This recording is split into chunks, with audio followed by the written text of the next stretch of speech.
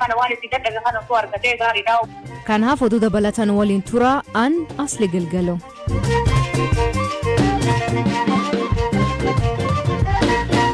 Dhaggeeffattoonni oduutiin jalqabanii waggaa 20 ergaan gorra kaafamaniin booda hidhattoonni Taalibaan Afgaanistaan guutummaa to'attee jireenya uummata wayyeessuuf akka hojjetan waadda galan. Haa ta'u malee lammiileen biyyattii garam kana eegalee biyya baqachuu fi buufata xiyyaaraa walitti qabamanii kadu'an jiru jedhan. Har'a magaalaa Kaabul nagaan ooluu kan himan uummanni akkalee sodaa hin qabu jedhan. Rakkoon nageenya biyyattiitti maalirra ka'ee ammaalirra jira Hamza Hussein gabaas qaba.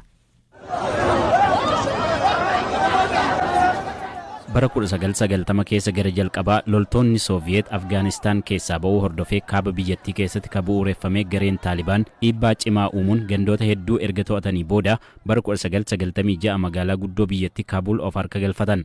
Seerota shari'aan ka taliigamu gareen kun bara 1998 kutaa Afgaanistaan keessaa dhibbeentaa 90 gararraa qabatee ture. Gareen qabsoo hidhannoon hundaa'ee Taalibaan milkaa'ina guddaa argachuunsaa addunyaaf keessattuu Ameerikaatti mataa bowwuu cimaa ta'ee ture. Garee kana addunyaan akkaan ka hubate erga Alqaa'idaan fulbaana 11 bara 2001 haleellaa Ameerikaatti raawwatee fi Ameerikaanis warri Taalibaan Alqaa'idaaf dahannoo ta'an jechuun himatteeti. Taatee sanaan booda ajaja Ameerikaan neetoo fi mootummaan Afgaanistaan wal ta'anii garee Taalibaan haleeluu eegalan. Onkololeessa 7 bara 2001 waraana US mootummaa Afgaanistaan waliin ta'uun Taalibaan irratti baneen gareen kun kufee magaalaa Kaabul keessa ari'ame. Waraana neetoo fi mootummaa biyyattiin haleelamus gareen Taalibaan baadiyyaa biyyattii keessa naanna'uun of cimsaa miseensota dabalachaa akka ture neetoon mataansaa waan argee hubaterraa himeera. Warri Taalibaan osooma loltoonni neetoo biyyattii keessa jiraniyyuu kutaalee biyyattii baadiyyaa fi magaalota xixiqqoo qabachaa kan turan yoo ta'u erga pirezidaantiin US Joe Biden loltoota isaanii guutummaatti akka baasan ebla darbe labsanii garuu akkaan babal'achuu eegalan. Gareen kun kutaalee baadiyyaa biyyattii hedduu qabachuun milkaa'aa akka ture waggaa ta'u guyyoota kurnan darban keessatti garuu magaalota gurguddoo hedduu qabatan. Dilbata kaleessaa ammoo magaalaa Kaabul qabachuun erga masaraa mootummaa to'atanii booda pirezidaantii biyyattii Ashraf Gaanii dabalatee qondaaltonni mootummaa olaanoon baqatanii biyyaa ba'aniiru. Pirezidaantichi gara itti baqatan ilaalchisee odeeffannoo hedduun jiraachuu baatus Aljazeeraan miseensa waajjira isaanii wabeeffatee akka gabaasetti biyya ollaa Uzbeekistaanitti baqatan. Pirezidaantichi aangoo akka gadi dhiisan gaafatamaa turanis isaan garuu inuma wanti hundi to'annoo mootummaa jala jira jechuun uummata tasgabbeessuuf yaalaa turan. Hidhattoonni Taalibaan masaraa mootummaa erga to'atanii booda jireenya uummataa fooyyessuu fi tasgabbii uumuuf ka hojjetan ta'uu ibsan. Dubbii himaan Taalibaan Suhail Sahin BBC'tti yoo dubbatu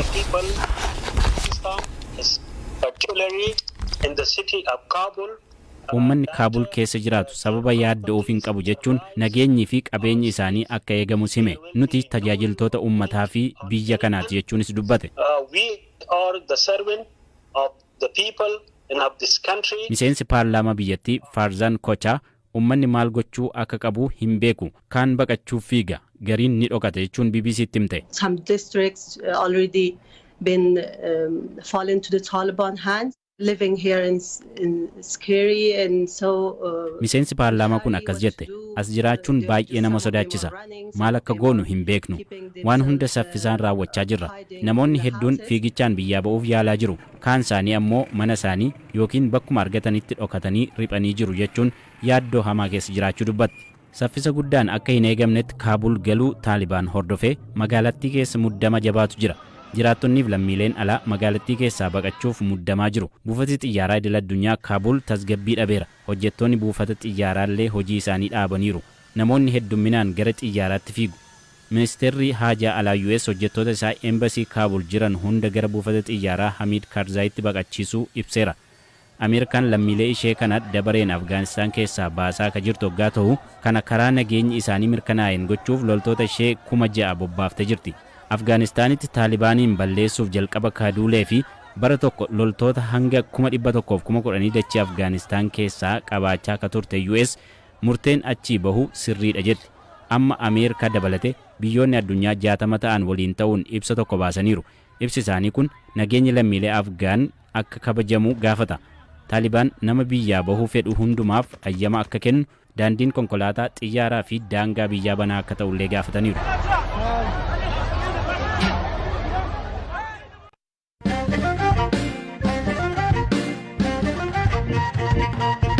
Barattoonni fi hojjettoonni Yuunivarsiitii Dabra Marqos istaadiyoomii magaalattiitti leenjii loltummaa fudhachaa jiraachuu Yuunivarsiitiin BBC'tti hime. Dubbi himaa Yuunivarsiitichaa Girmaa Washabbir leenjii loltummaa kennamaa jiraachuu himanii dhaabbilee barnoota olaanoo fi leenjii loltummaa kennuun maaliif barbaachisee ka jedhu deebii kan kenne. አሁን ያለውን በተለይም በክልሉ ብሎም እንደ ሀገርም የተከሰተውን የጸጥታ ችግር ለማስተካከል rakkoo nageenyaa akka naannoo kanaattis ta'e akka biyyaatti mudatee jiruun wal qabatee akka ummataatti waamichi duulaa dhiyaateera. Sababa kanaaf barattoonni fi hojjettoonni Yuunivarsiitii Dabra Maarqos leenjiin bu'uuraa loltummaa nuuf barbaachisa jedhanii gaafatan. Kanaaf poolisii godina Goojjam Bahaa waliin ta'uun pirezidaantii fi aangawoota yuunivarsiitichaa dabalatee namoota 200 caalaniif leenjiin kennamuu eegaleera. Leenjiin kaleessa ganama eegalee har'as itti fufee oole. Dabalataan hojjettoonni yuunivarsiitichaa hunduu miindaa isaanii ka ji'a tokko arjoomaniiru. ከዚህ ባሻገር ጠቅላላ የዩኒቨርሲቲው ሰራተኛ የአንድ ወር ሙሉ ደሞዙን ለግሷል። Leenjiin kun akka kennamuu kan murteessee yuunivarsiitiin keessa immoo mootummaa naannoo yookiin mootummaa federaalaa tajaajila dabarsee gaafii jedhu deebii kan kennan. በቀጥታ የዩኒቨርሲቲው ሰራተኞች ወደ ስልጠና ይግቡ ተብሎ የቀረበ ምንም አይነት ጥሪ የለም። ነገር ግን leenjitti akka seennu qaamni kallattiin ajaji dabarse hin jiru.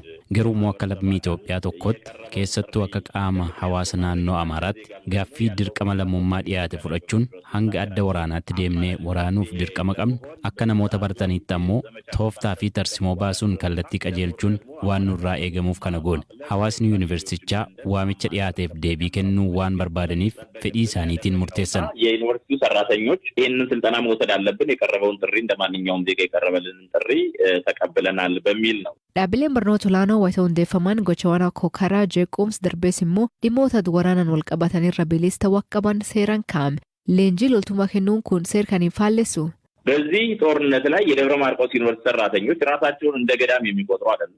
Waraana kana keessatti hawaasni yuunivarsiitii Dabra Maarqos ofiisaa akka gadaamiitti of lakkaa'ee wanna taa'uuf hin qabu.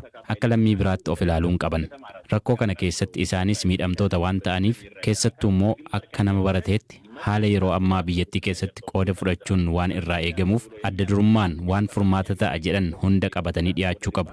Hojjetaan yuunivarsiitii kamuu adda waraanaa deemuu yoo barbaade miindaan isaa kaffalamaa fi akkaataan nagaan dhaqee deebi'u mijatee jira.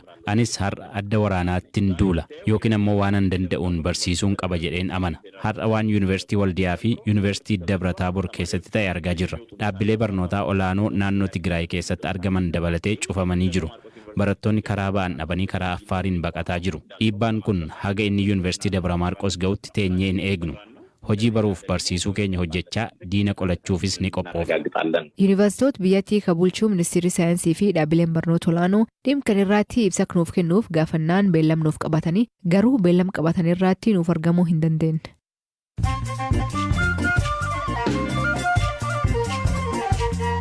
Dhaggeeffattoota naannoo gabaabaa addunyaa isanii dhiyeessaa jalqabaanii pireezidantii naannoo Amaaraa Aggaanyaa Utashaggar lammiileen biyyattii hundi waan danda'aniin TPLF ofirra ittisan gaafate. Itoophiyaa keessaa naannoleen Afaarii fi Amaaraa kanaan miidhamaa jiraachuu ibsa. Waraana kan keessatti namoonni TPLF meeshaa harka booji'an akka dhuunfaatti fudhachuu eeyyamuu hima.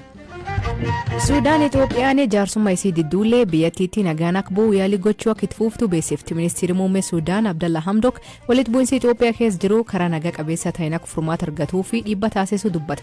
Itoophiyaan asiin dura araara Suudaan akka hin amanne ibsitee turte. Durtaan paartii mormitoota Zambiyaa Hakainde Hichileemanii filannoo torbee dabree injifachuun pireezidantii Zambiyaa ta'e. Hichileemanii pireezidantii duraanii Edgar Lungu sagalee miliyoona 1 olii mo'ate. Namni siyaasaa kun yeroo hedduu dorgomee dhabee amma yeroo ja'affaarratti argate. Loltooti Ameerikaa hidhattoota ADF Kongoo keessatti mootummaan wal waraanaa jiran hadhuu fi dhiyoottuu biyyattiitti bobbaafaman jedhan. Pireezidantiin Kongoo Felix Tshisekedi loltooti Ameerikaa kun loltoota biyyattii deeggaruu fi torbee hedduu achi turuu hima. Mootummaa US hidhattoota kana shororkeessummaan farajee ture. Leebanoonitti taankiin gaazii tokka'ee lubbuu namoota 24 galaafate nam 97 madeesse. Kana kanirra ka'ee uummanni aarii qabargisiisuu fi ministeerri muummee biyyattii dhahaanaadhu himan. Balaa kun karaawwatee yeroo loltoonni gaazii gabaa gurraachirra qabamee qoodaa ture. Keenyatti sababa obbolaan lama ajjeefamanii fi poolisiin hojiirra ari'ama. Jalqabbii kana obbolaan lama toonoo poolisii jala jiranii du'uun isaanii mormii guddaa kaasa. Murtee kun kan fudhatame erga lammiileen Keenyaa miidiyaa hawaasarraatti duul mormii dhageessisan. Heetiitti sochiin lafaa lubbuu namoota 1,200 olii galaafatti. Namoonni biyya garaagaraa dhufan namoota balaa kanirra hafan barbaadaa jiran. Dhaabbileen gargaarsaa maatiin 30,000 olii man malee hafuu ibsan.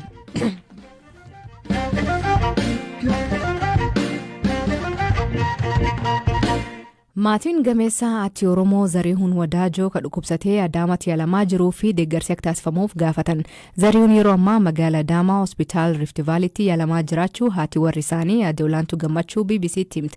Weellisaan albaamoo Torbojat kuniin reebichaa yeroo garagaraatti manneen hidhaa keessatti irraa raawwatameen dhibee naavii fi saaxilamuu isaa bardabree BBC'tti himee ture. Haalli inni amma keessa jiruu fi waa'ilii keen Habtaamuu Xibaabuu Aadde Olaantuu gaafate.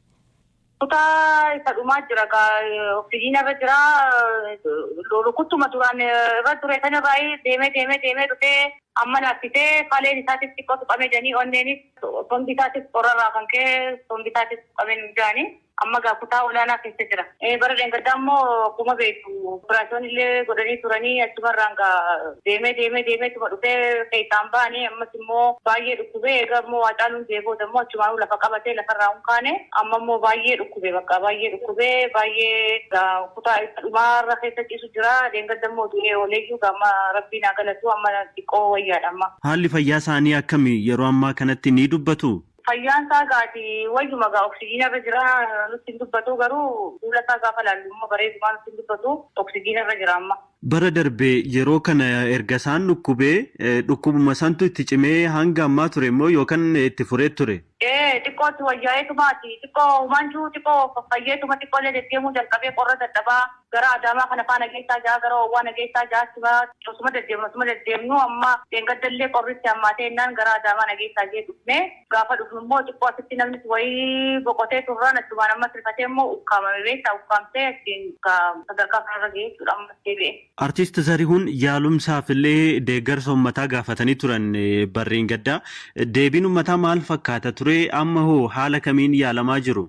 Amma yeroodhaaf gaamman tana wanni duraan uummanni yeroo sanis gaatu uummanni biyya isaa uummanni waan qabu nu gargaaree ture qorichuma beekaa sa'aatii 24 qorichuma binnaa maal jennaa manuma yaalaa keessinaa yaalii ga'ee ammoo hin arganne beektaa osoo yaalii ga'ee argatee akkanatti laaffitee amman tana sadarkaa du'arra geessu amma immoo ani hangan dandeetti amma sa'aatiuma dhuunfaa keessinaan gamana na erganii amma Rift Vaaliitti immoo amma danda'ametti gochaati jiru yaalii ga'ee ammoo uummanni Oromoo godhuu fi qaba gaanama kana yoo hambifachuu barbaada. Mee Aadde Olaantuu isinii artiist Zarihuun iddoo akkanatti osoo yaalamanii itti furuu danda'a jettanii wanti sammuudhaa qabdan jira? Ana dhiitii jedhuti ani maatiidha akka Oromootti too ta'e immoo namni kun nama bu'aa buuseedha immoo osoo uummanni itti cimeetuma bakkuma fedhallee geessee wallaannatee waaqa isaallee kadhatee irraa hambifatee namni kun waan ittiin laffa'e kana waan ittiin dadhabe kana osoo argatee gaariidha. Uummataafis immoo osoo eebba kaa'ee fi uummata isarraa gammade gaariidha jeetii yaada akka kanatti akka inni gartee laffa'e kanatti inni amma hin himatu bakka kanaan na dhukkubee bakka sanni na dhukkubee jee hin himatu maaliif hin himatu uummatatti yoo himatte wayyuu uummanni si wallaanaa gaafa jennu ani bar uummata kiyyaatiin rakkadhee uummata kiyyaatiin qabsaa'e malee akkan deebi'ee uummata kiyya rakkisuu hin barbaadu wayyoon biyyattiin malee maqaa kiyya qabattee rakkisuu yaada jirutti dhibeen ammana deemee wannaa ta'ee amma immoo humna keenya ol waan ta'eef uummanni Oromoo mataa isaa dhaloonni dhufulleen eebbarraa fudhachuu qaba nama kana wallaannatee illee namni amma tokko deemee yoo wallaanee tarabbii dhufte immoo eebbarraa fudhataa jechuudha manni kana. Dhaggeeffattoonni sagantaan har'aa ganumaan waliin turuu keessaniif ulfaadha isaniin jedha. Mammaasii galgala kanaa walii galan ala galan kan isa isan biraatti maanii koomentii keessan nu beeksisa. Sagantaa kan qophees Hamza Hussein gam teknikaatiin Deevis Masaaru kan isaniif dhiyeessan Aslii Galgalooti. Akbor isaatti akkana nagaa akee bulaa oraa bulaa deebana hangafamaan dhan bulaa.